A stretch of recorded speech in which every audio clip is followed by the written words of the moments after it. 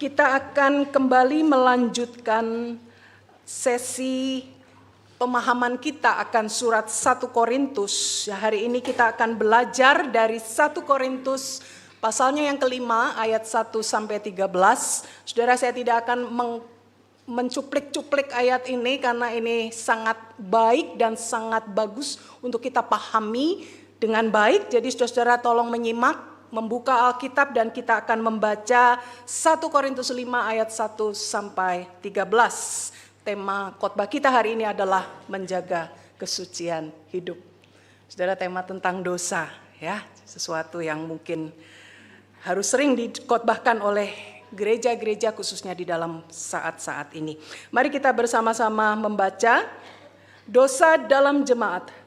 Memang orang mendengar bahwa ada percabulan di antara kamu, dan percabulan yang begitu rupa yang bahkan tidak terdapat sekalipun di antara bangsa-bangsa yang tidak mengenal Allah, yaitu bahwa ada orang yang hidup dengan istri ayahnya.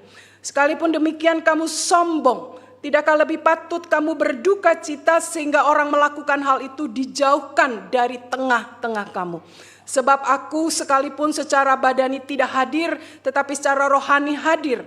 Aku sama seperti aku hadir, telah menjatuhkan hukuman atas dia yang telah melakukan hal yang semacam itu. Bila mana kamu berkumpul dan aku hadir secara rohani dengan kuasa Yesus Tuhan kita, orang itu harus diserahkan dalam nama Tuhan Yesus kepada iblis sehingga binasa tubuhnya, agar rohnya diselamatkan pada hari Tuhan. Kemegahanmu tidak baik. Tidak tahukah kamu bahwa sedikit ragi membuat seluruh adonan mengembang? Buanglah ragi yang lama itu supaya kamu menjadi adonan yang baru. Sebagaimana kamu memang tidak beragi, sebab anak domba Paskah kita yaitu Kristus juga telah disembelih. Karena itu marilah kita berpesta bukan dengan ragi yang lama, bukan pula dengan ragi keburukan dan kejahatan, tetapi dengan roti yang tidak beragi yaitu kemurnian dan kebenaran. Dalam suratku telah kutuliskan kepadamu supaya kamu jangan bergaul dengan orang-orang cabul. Yang aku maksudkan bukanlah dengan semua orang cabul pada umumnya dari dunia ini, atau dengan semua orang tamak dan penipu, atau dengan semua penyembah berhala. Karena jika demikian, maka kamu harus meninggalkan dunia ini. Namun yang kutuliskan kepada kamu sekarang ialah supaya kamu jangan bergaul dengan orang yang sekalipun menyebut dirinya saudara adalah orang cabul, tamak, penyembah berhala, pemfitnah, pemabuk, atau penipu. Dengan orang yang demikian janganlah kamu sekali-kali makan bersama. Sebab apa urusanku menghakimi mereka yang di luar jemaat? Bukankah kamu yang seharusnya menghakimi mereka yang di dalam jemaat? Mereka yang berada di luar jemaat akan dihakimi Allah. Usirlah orang yang melakukan kejahatan dari tengah-tengah kamu. Saudara, pada waktu pandemi kemarin ada satu alat yang laku keras. Ini adalah air purifier atau filter udara yang biasa diletakkan di sebuah ruangan. Saudara punya alat ini? Mungkin ada yang punya. Ada merek-merek tertentu, saudara, mengklaim menggunakan teknologi yang disebut teknologi HEPA yang bisa memfilter virus dan bakteri.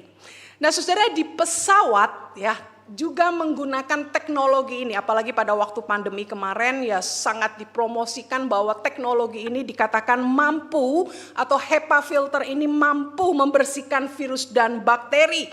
Ya, nah saudara, ini gambarnya ya, ada HEPA filter di bagian depan, saudara, yang akan menjaga kebersihan sirkulasi pesawat terbang ya, di dalam pesawat terbang itu, di dalam kabin. Nah saudara, ini alatnya ya, tentu besar ya alatnya. Dan ini adalah klaim yang dilakukan bahwa HEPA filter itu mampu mereduce atau meremove 99,97%. Kenapa saudara? Karena itu udara yang baru dari atas kabin kemudian turun ke bagian dalam, dan kemudian sesuai dengan gravitasi dia akan turun ke bawah, saudara, dan kemudian di bawah itu akan diserap, jadi diserap udara itu dan kemudian diganti dengan udara yang baru yang lebih bersih begitu ya. Dan saudara, ini sirkulasi ini hanya berlangsung dalam hitungan detik, 2 atau 3 detik. Jadi dikatakan bahwa cukup aman kalau kita berada di pesawat. Nah, saudara-saudara, teks yang kita baca adalah satu teks yang sangat luar biasa, sangat menarik, ya. Dan mungkin tidak banyak gereja yang mengkhotbahkan teks ini, saudara. Nah, kita akan belajar bagaimana cara Paulus di dalam memproteksi, menjaga kesucian hidup, menjaga kebersihan hidup jemaatnya atau gereja di Korintus, apa yang dia lakukan, apa yang harus dan terpaksa dia lakukan untuk menjaga agar gereja itu hidup kudus di hadapan Tuhan, terutama dari virus-virus dan bakteri-bakteri dosa, ya. Nah, saudara-saudara, sebelum kita memahami akan teks yang tadi kita sudah baca, saudara-saudara mau tidak mau kita harus melihat dulu, ya, tantangan apa yang dihadapi oleh Rasul Paulus di kota yang saya sebut sebagai kota sundal Korintus. Dari pemahaman ini saudara bisa menangkap kemudian mengapa Paulus harus mengambil satu tindakan yang luar biasa keras kepada gereja itu. Nah, saudara perhatikan bahwa kota Korintus pada waktu itu di bawah pemerintahan Romawi, ya, dan juga pengaruh budaya agama kafir orang-orang Yunani begitu kuat sekali, ya. Disinilah gereja Korintus kemudian Paulus dirikan. Saudara, Korintus adalah kota pelabuhan, kota bisnis, dan kota juga yang dikhususkan untuk dilakukan penyembahan ataupun ritual-ritual keagamaan kafir. Ya, nah, saudara-saudara, banyak sekali kuil-kuil di sana. Ya, bukan cuma kuil-kuil dewa-dewi Romawi, Yunani, tetapi juga ada kuil-kuil orang-orang Mesir di sana. Jadi penuh dengan segala penyembahan berhala melalui kuil-kuil itu. Dan saudara yang sangat luar biasanya, ya luar biasa bejatnya saudara ya. Kota ini atau kota Korintus ini disebut sebagai city of worshiping God with sex. City of worshiping God, but with sex. Kenapa saudara? Karena di kota Korintus itu ada satu bukit yang disebut Akropolis. Dan terdapat satu kuil saudara di atasnya. Ya, kuil ini adalah kuil untuk menyembah dewi, ya orang-orang Yunani itu ya. Atau yang biasa disebut dengan Afrodite. Nah saudara, ini adalah dewi cinta. Dewi cinta. Nah, saudara, setiap hari ya, mungkin menjelang sore begitu saudara, akan turun 100 pendeta wanita. Saudara, kalau saya sebut pendeta itu bukan pendeta wanita begitu ya kayak di gereja, tetapi adalah orang-orang yang melayani di kuil, para perempuan ada 100. Mereka turun ke kota Korintus dan kemudian mereka melakukan pelacuran. Pelacuran bakti disebutnya. Dan itu dilakukan setiap hari saudara. Dan menjadi satu hal budaya yang biasa. Bahkan saudara itu disebut satu tindakan yang kudus. Yang menyembah dewa mereka. Ya, saudara, sampai ada satu slogan ya. Kalau laki-laki masuk ke kota Korintus itu bakal tidak akan tahan saudara. Sampai ada seperti itu. Nah, segala pesta, segala kumpulan-kumpulan komunitas masyarakat di sana selalu akan dipenuhi dengan hal-hal yang bersifat asusila. Ya kalau kita bilang itu hal yang asusila ya, praktek-praktek yang bersifat erotis. Jadi pergaulan bebas pada waktu itu di zaman itu adalah sesuatu yang biasa. Ya, sesuatu yang umum saudara-saudara. Sebagai satu bukti sejarah saudara, ya, ada satu kota yang memang tidak terlalu dekat tetapi cukup dekat secara lokasi, yaitu kota Pompei. Ya, di Itali ya, ada satu kota Pompei namanya. Dan pada waktu itu di bawah pemerintahan Romawi juga, ya, satu kekuasaan. Nah, saudara, pada waktu abad pertama, sekitar tahun 79 Masehi, ya, kota Pompei ini terkenal letusan Gunung Merapi, ya saudara yang tahu sejarah, yang senang sejarah pasti tahu, oleh letusan Gunung Vesuvius. Sehingga akhirnya kota Pompei ini tertutup oleh lahar panas dan hilang, dinyatakan. Ya memang tidak kelihatan lagi, hancur begitu. Nah, saudara, pada abad 17, pada abad 18, 1748, kemudian kota ini ditemukan, digali saudara oleh para arkeolog sampai sekarang ya.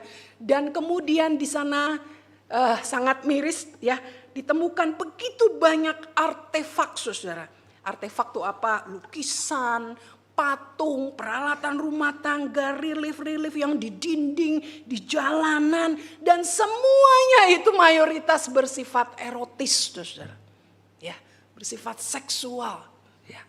Nah, saudara, dari sini kalau kita lihat ya, kota Pompei itu kecil, saudara, sebenarnya. Kalau menurut catatan sejarah itu hanya 12 km persegi. Dan kemudian kota yang kecil ini juga tentu tidak banyak penduduknya, ya ada catatan 15.000 orang. Tetapi ada 35 ditemukan rumah bordil di sana. Nah, ini abad pertama, kurang lebih kondisinya ya bersamaan dengan kondisi yang ada di dalam kota Korintus. Nah, saudara, kita bisa bayangkan betapa sekarang ya sulitnya Paulus, kemudian dia harus menginjili di kota itu. Dia harus kemudian mendirikan gereja itu di tengah-tengah masyarakat yang begitu sundal, saudara. Ya. Nah, kalau kita perhatikan juga saudara di sini perilaku seks yang sudah mengakar, yang membudaya, saudara. Dan akhirnya itu membuat pertanyaan juga di tengah masyarakat Korintus, ya. Karena bagi mereka seks itu adalah sama seperti makan, kayak orang membutuhkan kebutuhan pokok, ya. Makan, tidur. Jadi kalau kamu makan, kamu lapar, kamu mau makan, ya kamu bisa lakukan di mana saja, ya. Gak perlu pulang ke rumah. Nah, saudara, ini adalah satu budaya yang umum. Saudara perhatikan ya, waktu itu tidak bisa dibilang asusila, tapi itu adalah budaya yang sangat umum dilakukan. Bahkan itu adalah praktek-praktek untuk menyembah dewa mereka. Nah, saudara, Paulus juga mendapat pertentangan ya, tentu sangat mendapat pertentangan ya. Orang-orang di Korintus ini adalah orang-orang yang dipengaruhi budaya Yunani, filosofi Yunani dan sangat tinggi, saudara. Ini bukan jemaat sembarangan. Sebagian besar adalah orang-orang kafir dan hanya sedikit saja orang-orang Yahudi. Ya, mereka itu dipengaruhi luar biasa dan mereka selalu, kalau kita perhatikan di dalam surat Korintus, dia selalu Paulus itu nampak sekali dia harus memberikan argumen-argumen yang jelas, argumen-argumen yang bisa diterima, yang sungguh-sungguh bisa dipahami oleh jemaat di sana. Karena bayangkan situasi yang sudah jadi budaya mengakar ya, sudah luar biasa mengakar, kemudian ditentang oleh Paulus dan dikatakan kamu sekarang sudah jadi orang Kristen, kamu harus berbeda dengan orang Kristen karena Injil tidak mengatakan demikian. Dan engkau harus berubah. Nah, saudara, mereka menentang dan ini akan kita pelajari di dalam khotbah-khotbah berikut karena ini perikop saya nanti akan lebih jelas saudara di dalam perikop-perikop yang berikut. Mereka mengelak, loh kamu kan mengajar kepada kami bahwa Injil Kristus itu sudah memerdekakan, begitu. Kenapa kita harus dibelenggu lagi? Jadi mereka merasa dibelenggu. Ya. Kalau engkau juga bisa mengatakan bahwa engkau telah mengatakan bahwa makan apa saja boleh begitu, ya. Selama itu tidak menjadi batu sandungan, Injil kan sudah memerdekakan. Kenapa kami harus kemudian membatasi diri? Ya, ini sudah turun temurun kok, sudah mengakar. Nah, saudara, ini orang-orang yang pandai, jemaat yang pandai, tapi Paulus dengan tegas katakan, ya, kau harus dengarkan firman Tuhan, ya, bahwa tidak bisa engkau melakukan seperti ini, terus-menerus jatuh di dalam dosa yang seperti ini. Saudara, berat sekali tantangan Paulus di dalam melayani jemaat yang bebal dan sundal ini, saudara. Ya. Nah, saudara, kita lihat teks kita di dalam ayat yang pertama, ada satu peristiwa atau satu perilaku asusila yang kemudian ditegur dengan keras oleh Paulus, disorot oleh Paulus yang dilakukan justru oleh jemaat, ya, oleh jemaat di Korintus itu, oleh gereja, saudara. Dosa apa itu? Itu adalah ada anak laki-laki yang dikatakan tidur dengan istri ayahnya. Saudara, saya akan jelaskan bahwa ini bukan ibunya, ya. Karena kalau begitu Paulus akan tulis bahwa ada orang yang tidur dengan ibunya, ya. Ini banyak tafsiran dan saya melihat ini bukan istri. Maksud saya ini bukan ibu tetapi ibu angkat begitu, ibu sambung. Nah, saudara, di dalam budaya Yahudi sendiri, dalam kacamata orang Yahudi sendiri, ini adalah satu pelanggaran. Ya, pelanggaran yang serius di hadapan Allah. Ya, tidak bisa. Ini pelanggaran yang luar biasa. Dan yang menariknya saudara, di tengah situasi budaya yang sundal pada waktu itu ya, di mana seks bebas itu sudah sangat umum saja, biasa saja kayak orang makan begitu. Tetapi relasi ini juga adalah relasi yang tidak benar. Ya, dianggap sumbang oleh masyarakat dan bisa membuat masyarakat akan menjadi marah dan ada konsekuensi dia akan diasingkan ke pulau terasing begitu. Ya, jadi ada kondisi-kondisi tertentu ternyata perilaku ini tidak diterima oleh masyarakat pada waktu itu. Nah, saudara, celakanya ini dilakukan oleh jemaat di Korintus yang notabene sudah orang Kristen, saudara. Dan bukan hanya dilakukan, ini dilakukan terus menerus oleh orang-orang, ya tentu tidak semua ya, oleh orang-orang ataupun jemaat di Korintus, ada sebagian. Nah, saudara dikasih oleh Tuhan, kita melihat di sini luar biasa apa yang dialami sekali lagi oleh Paulus. Ya, kita mungkin berpikir, ya, saudara, kita akan berpikir, wah itu kan zamannya Paulus ya, berat sekali tantangannya. Situasi pada waktu itu sampai ada perbuatan dosa seperti itu. Namun saudara, apa yang dialami oleh gereja pada abad sekarang, dengan sedih saya harus katakan bahwa kita tidak jauh berbeda dengan kondisi masyarakat Korintus pada waktu itu. Tantangan di dalam gereja kita pada abad ini juga tidak mudah, saudara. Apalagi di dalam jatuh ke dalam dosa seksual. Nah, saudara, kita tahu bahwa anak-anak Tuhan atau gereja Tuhan jatuh di dalam dosa-dosa seksual itu di dalam berbagai pintu, saudara. Salah satu adalah pintu pornografi. Saudara, saya akan bagikan data ya. Data-data yang saudara mungkin akan tercengang. Kalau saudara nggak tercengang, saya kaget saya yang tercengang begitu ya. Nah, saudara, bisnis hiburan yang terkait dengan seks ya di dunia ini, nah ini di Amerika ya, saya coba perhatikan di Amerika saja dulu karena ada datanya ya. Dan itu dikatakan memberikan pendapatan 15 billion dollars. Itu di Amerika saja, saudara. Ya, kalau saudara lihat ini melebihi pendapatan kapasitas negara kita begitu ya. Luar biasa, nilainya luar biasa, mencengangkan sekali. Nah, saudara, ini data yang saya baru dapatkan di Google, saudara. Statistic of Google ya, yang terkini, saudara ya. Ada 68 million ya, 68 million search queries ya, yang kemudian mencari akan pornografi setiap hari. Saudara, maksudnya adalah orang-orang yang kemudian mengetik dan mencari ya hal-hal yang berbau pornografi. Ada 68 million setiap hari, dan itu 25% dari total yang mencari di internet. Nah, saudara, ada 116.000 ya orang yang kemudian mencari akan pornografi anak. Nah, saudara, ini kelainan seksual yang luar biasa. Datanya banyak sekali, saudara ya. Nanti nggak selesai ngomongin data. Nah, sekarang di Indonesia, saudara, di Indonesia ya, ini data yang resmi dari Kementerian Pemberdayaan Perempuan dan Perlindungan Anak, data 2021 yang lalu. Saudara, ada 66% anak laki-laki, 62,3% anak perempuan di Indonesia dikatakan kecanduan pornografi melalui media sosial. 34,5 dan kemudian 25% anak perempuan dikatakan bahkan pernah terlibat di dalam pornografi dan mempraktekkan langsung akan kegiatan seksual itu karena pengaruh dari media sosial. Nah, saudara, kalau kita lihat ya, di dalam berita-berita pada saat ini belum lama ditemukan ada seorang ditangkap ya, seorang laki-laki, saudara, yang melakukan penjualan foto-foto dan juga praktek-praktek seksual kepada anak ya. Jadi ini adalah satu yang miris sekali, saudara. Ini itu terjadi di mana? Di Malang, saudara. Saudara mungkin pernah lihat ya, ini info ini baru belum lama terjadi ya. Dijual dan bisa diakses tanpa VPN, saudara, dengan mudah sekali. Dan ini terjadi, saudara, nggak usah jauh-jauh, bukan di Amerika sana. Di sini loh, di Malang, di Indonesia, saudara. Saudara, bukti di dalam kekristenan. dalam lingkungan gereja. Ya, ini survei BRC, belum lama saudara, 2002. Ada banyak terjadi domestic abuse di dalam tindakan seksual abuse di tengah keluarga saudara. Keluarga Kristen. Ya, dialami oleh penatua majelis sekian belas persen, dialami oleh aktivis 8%, oleh jemaat 10%, dialami oleh simpatisan.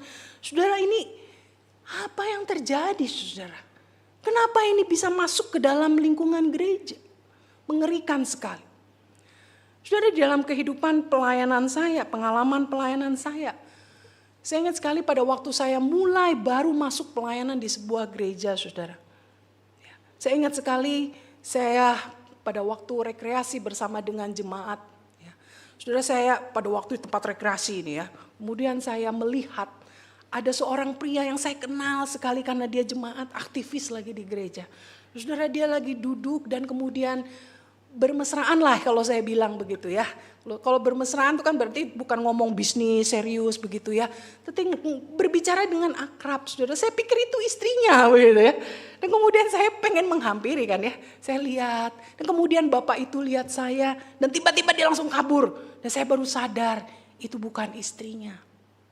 Dan saudara, itu pengalaman saya pertama di gereja. Dan saya menyadari bahwa perselingkuhan itu juga terjadi di gereja. Gereja gak imun.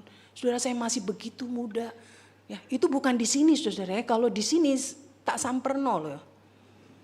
Beneran, saya mah udah gak takut saudara ya. Kalau saya lihat, ya kalau duduk-duduk bisnis biasa ya enggak lah, jangan langsung negatif gitu ya. Tapi kalau duduknya mesra-mesra kan ya gak bener begitu saudara ya. Itu pengalaman saya waktu masih jadi penginjil muda. Terus saya pernah pelayanan di sebuah gereja, saya pernah sharingkan ini ya di khotbah saya yang sebelumnya.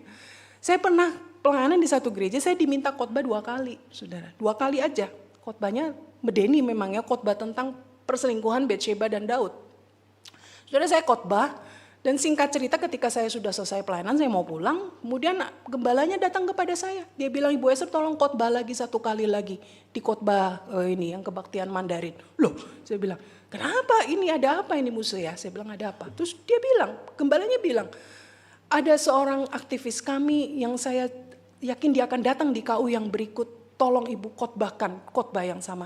Karena dia sedang jatuh di dalam perselingkuhan dan sudah ditegur oleh gereja berkali-kali. Tetapi mendablek, sombong itu kata Paulus itu ya. Seperti jemaat di Korintus. Udah dipeseni, udah ditegur, dablek. Saya cuma berpikir loh ya, kalau gembalanya aja sudah negur lah ya, saya khotbah ya memang dablek gitu ya. Kayaknya perlu dapat konsekuensi begitu ya. Gak mudah saudara. Ini terjadi saudara di dalam lingkungan gereja ya. Ini sesuatu yang kalau saya pikir-pikir ini sangat-sangat tidak mengerikan sekali. Saudara, saya harus akui saya pernah mengalami pelayanan sampai saya harus berurusan dengan polisi saudara. Kenapa? Karena saya harus memprotek seorang anak perempuan usia 11-12 tahun saudara. Anak remaja perempuan yang setiap malam ketakutan. Kenapa saudara? Karena dia dilecehkan secara seksual oleh ayah tirinya. Maaf, saya harus ngomong terus terang. Ini yang saya alami. Ya. Saudara, bayangkan anak itu begitu ketakutan setiap malam kalau ayah sambungnya itu datang dan menghampiri dia. Itu membuat satu trauma yang depresi luar biasa anak ini. Dan kemudian mau tidak mau saya harus berurusan dengan polisi. Dan ini semua terjadi di gereja saudara. Di gereja. Gak beda kan sama gereja Korintus. Kita pun menghadapi tantangan yang tidak mudah. Saudara, memang gereja bukan komunitas orang benar. Gereja adalah komunitas orang berdosa. Tetapi gereja punya tanggung jawab untuk merangkul, mempertobatkan, mentransformasi, melahirbarukan mereka. Ya, agar gereja ini boleh sungguh-sungguh menjalankan tugas dan fungsinya sebagai wakil Allah di tengah dunia. Nah saudara, sekarang kita lanjutkan ke dalam teks kita. Apa yang kemudian Paulus lakukan? Ya, apa yang dia lakukan di tengah situasi gereja yang seperti itu? Ya, di tengah situasi jemaat yang melakukan dosa seperti itu. Saudara, Paulus ya kemudian melakukan, ini sangat panjang sekali penjelasannya, saudara bisa menyimak dari apa yang saya ungkapkan di sini. Paulus kemudian harus memberlakukan satu disiplin kepada jemaat ya di Korintus yang kemudian kita kenal sebagai disiplin gereja. Untuk apa? Tentu untuk menjaga kekudusan hidup di gereja Korintus. Nah, saudara, kemudian Paulus memberikan satu ilustrasi, ya, penggambaran kenapa disiplin ini harus dilakukan. Ya, disiplin ini luar biasa, saudara ya.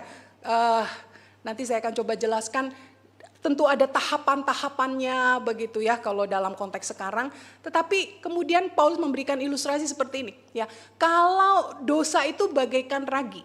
Ibu-ibu di sini akrab tentu kalau dibilang ragi.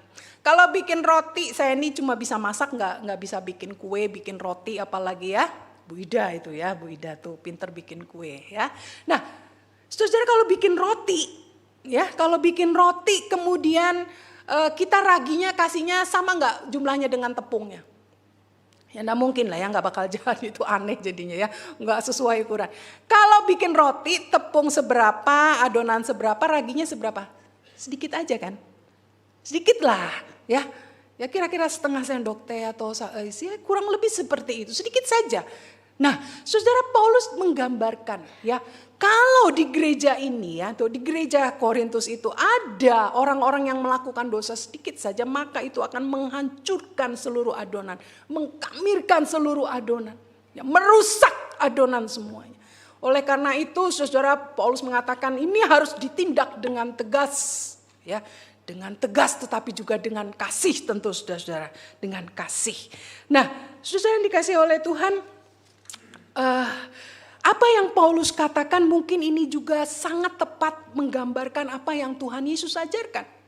Ya, di dalam Matius 18, 15 sampai 20, saudara, di sini Tuhan Yesus ya mengajarkan bagaimana jika ada orang yang melakukan perbuatan dosa, kemudian Tuhan berkata, ya tegur dia 4 mata, begitu. Tegur dia 4 mata.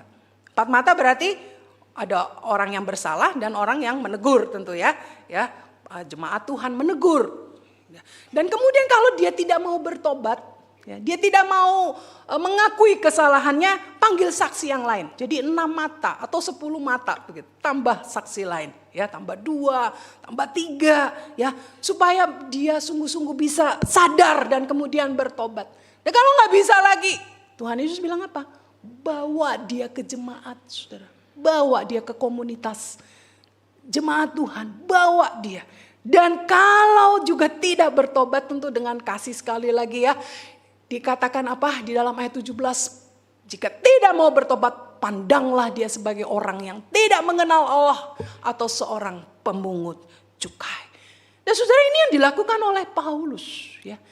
Dia sudah berpesan berkali-kali mengingatkan jemaat di Korintus, jangan bergaul dengan mereka, apalagi kemudian jatuh ke dalam dosa.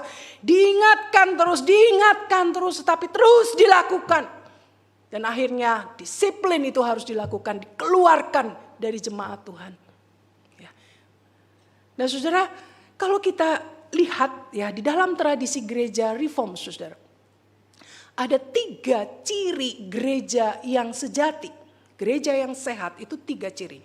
Yang pertama adalah pelayanan mimbar. Ya, harus mengkhotbahkan hal-hal yang benar-benar berasal dari kebenaran firman Tuhan yang murni.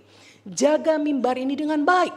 Dan kemudian yang kedua, saudara, lakukan sakramen, lakukan organisasi gereja dengan baik dan bertanggung jawab. Dan yang ketiga apa, saudara? Lakukan disiplin gereja.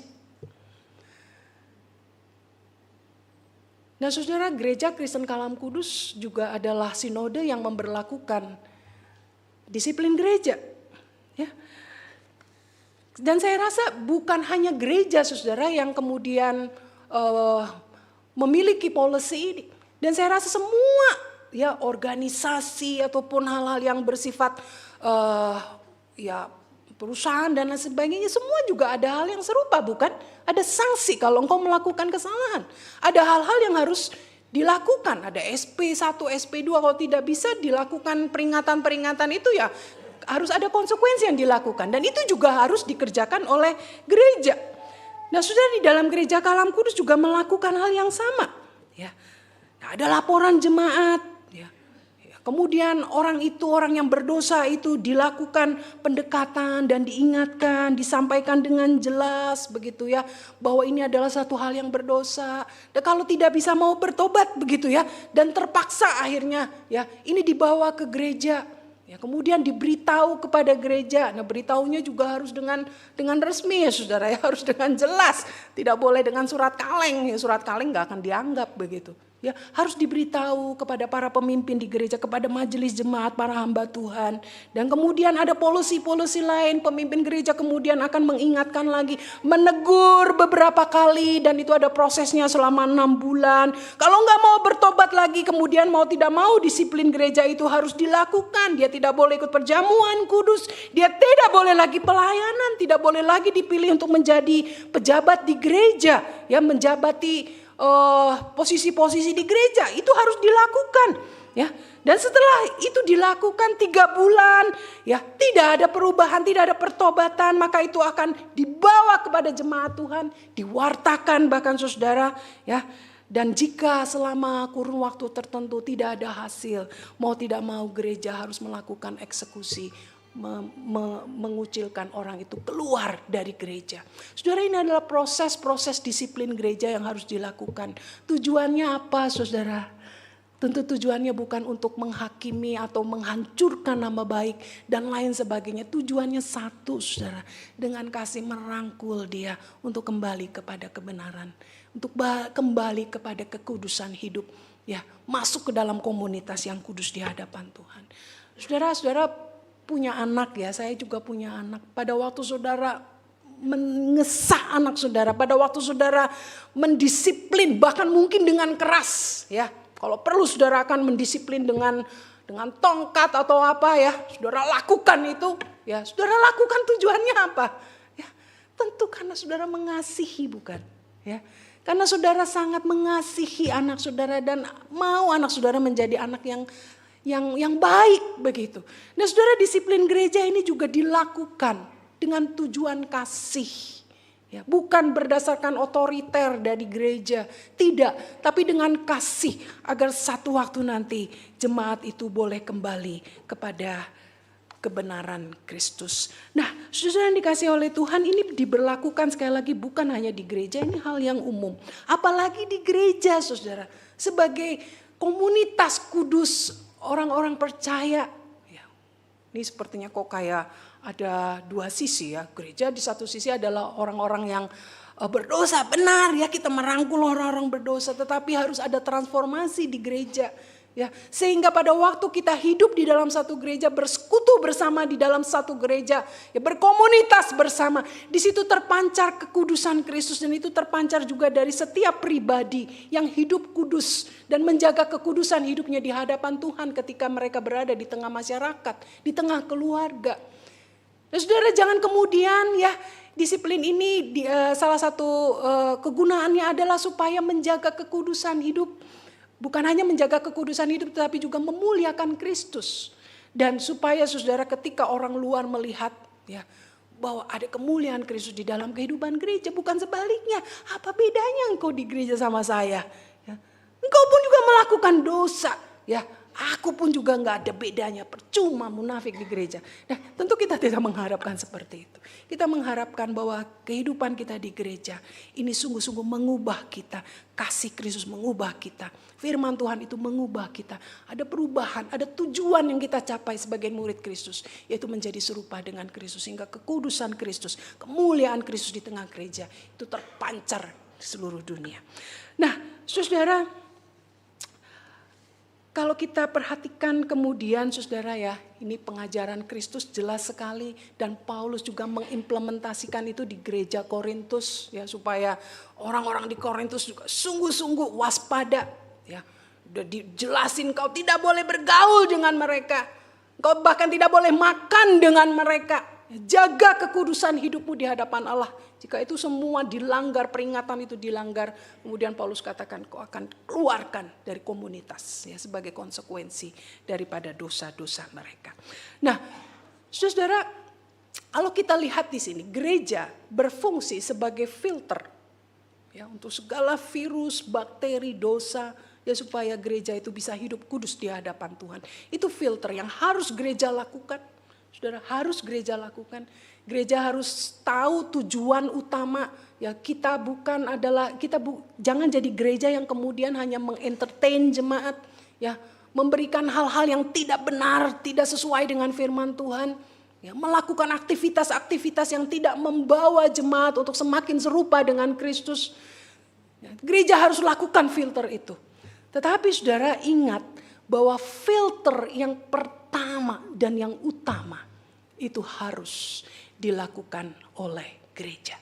Ini ada disiplin gereja, ya, proses pengoreksian dosa, dan kemudian saudara, keluarga itu adalah filter utama di dalam kita memperjuangkan melawan dosa.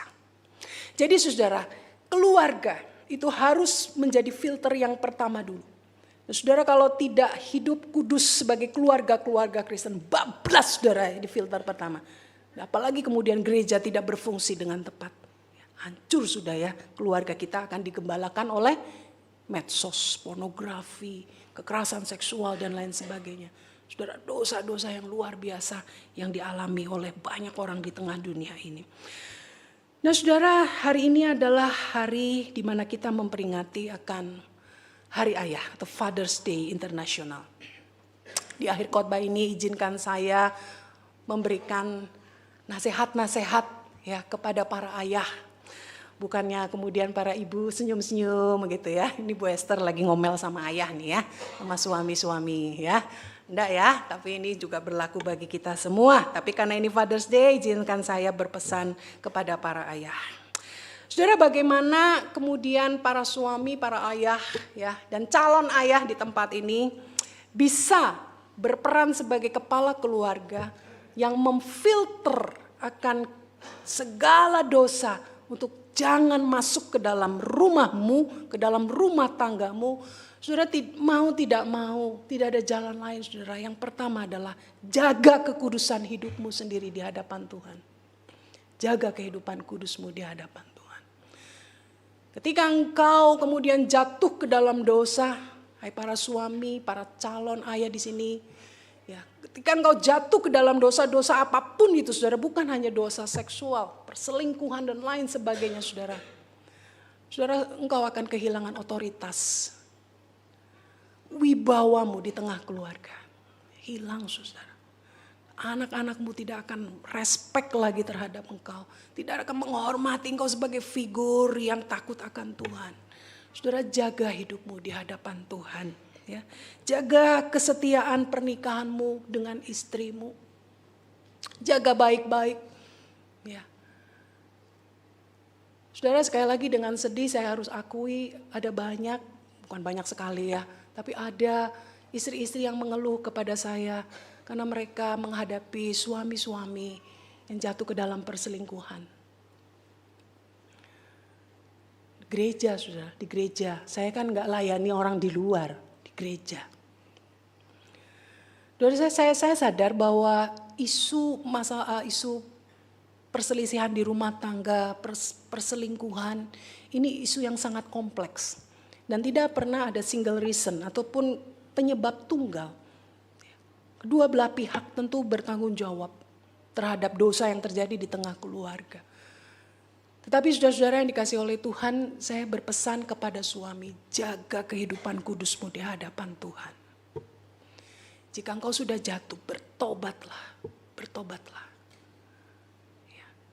Pelihara keluargamu, istrimu, anak-anakmu. Supaya engkau memiliki otoritas, memiliki wibawa. Berperanlah sebagai kepala keluarga, sebagai kepala rohani di tengah keluarga. Pemimpin spiritual, sebagai imam di tengah keluarga. Yang membawa seluruh keluargamu kepada Kristus dan terjaga dari segala virus dan dosa-dosa yang ada di sekeliling engkau. Dan saudara, jadilah ayah yang hadir di tengah keluarga. Ayah yang hadir, ayah yang berfungsi, maksudnya saudara, Allah yang sungguh-sungguh bertanggung jawab di dalam pendidikan rohani. Bukan hanya pendidikan secara sekuler, bukan hanya mencari mencari nafkah di tengah pekerjaan saudara, tetapi juga harus memikirkan bersama-sama dengan istri bagaimana membawa anak-anak, mendidik anak-anak menjadi godly children, menjadi anak-anak yang takut akan Tuhan. Saudara, ini peran ayah begitu sangat penting, begitu sentral saudara. Saudara adalah orang Kristen keturunan keberapa? Ini sering sekali hal ini saya sampaikan untuk mengingatkan kepada saudara dan saya. Saya orang Kristen yang pertama di tengah keluarga, karena saya adalah orang yang bertobat terlebih dahulu di tengah keluarga saya.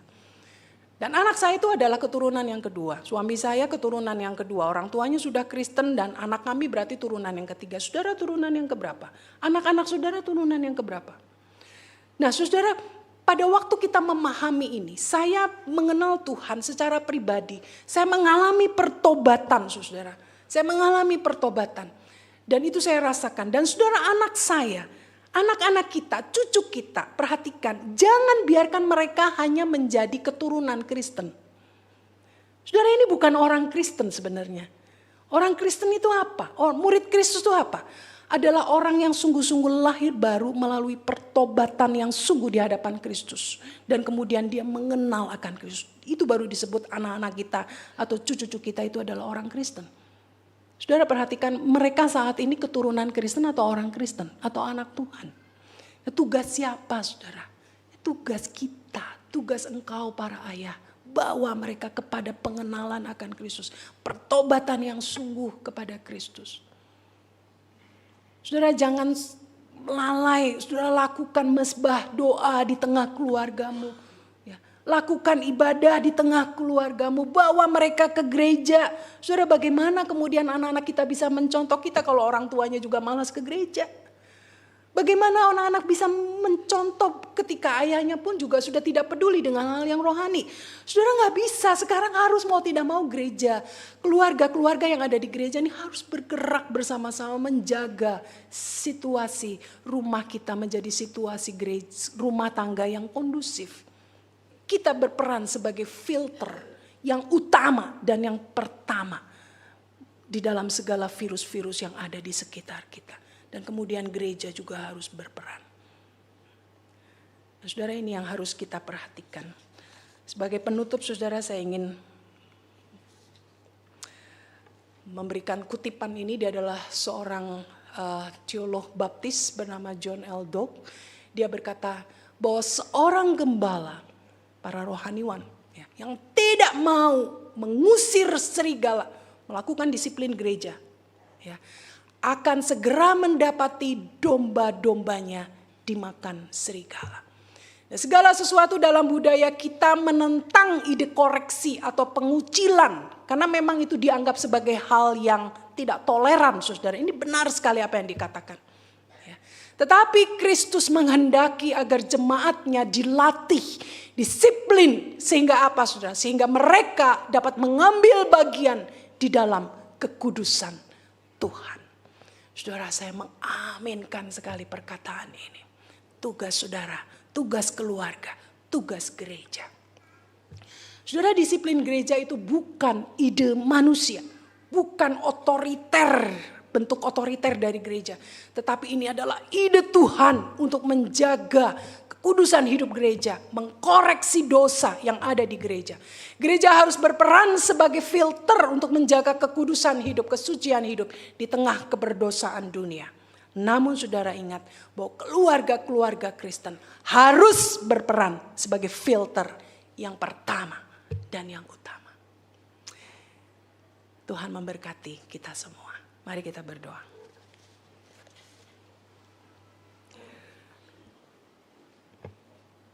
Bapa di surga, terima kasih.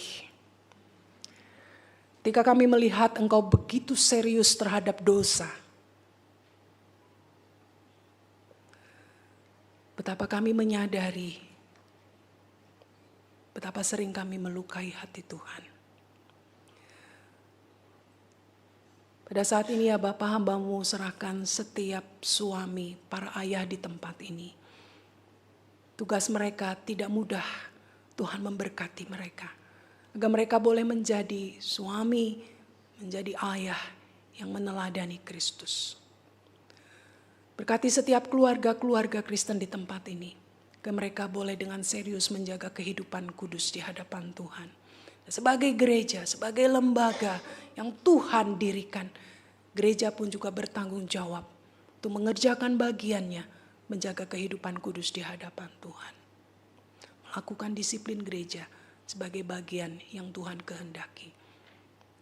Agar melalui disiplin ini, kasih itu semakin dinyatakan. Kemuliaan Tuhan semakin dinyatakan. Berkati para pemimpin gereja di tempat ini. Bukan hal yang mudah.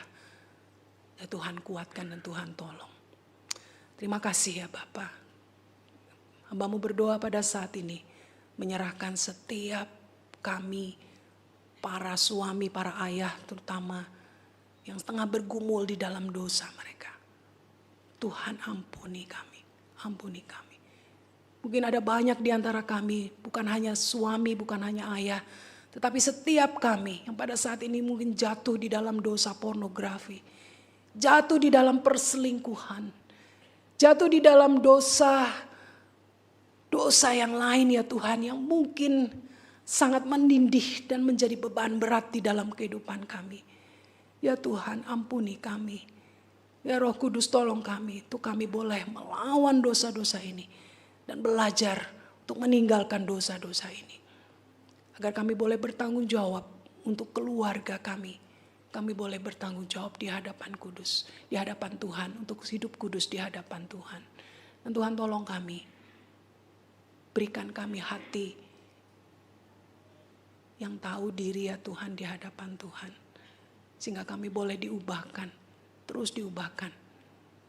Menjadi gereja yang kudus di hadapan-Mu.